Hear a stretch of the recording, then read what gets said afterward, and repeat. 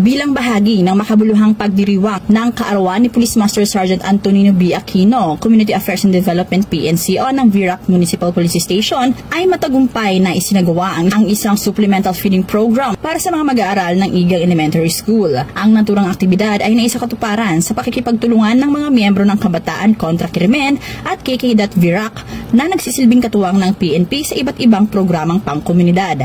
Layunin ng proyektong ito na higit pang mapabuti ang kalusugan at nutrisyon ng mga batang mag-aaral, kasabay ng pagpapatibay ng ugnayan, tiwala at pagtutulungan sa pagitan ng pulisya at ng komunidad.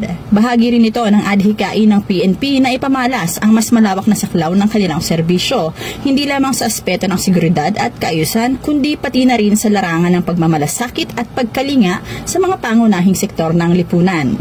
Ang Virac PNP ay patuloy na nagsisikap na maging kasangga ng bawat mamamayan sa paghubog ng ligtas, malusog at maunlad na komunidad. Mula dito sa Bicol Region, ako ang inyong PNN correspondent, Staff Sergeant Irene Hanifree Abad, alagad ng batas, tagataguyod ng Balitang Pulis.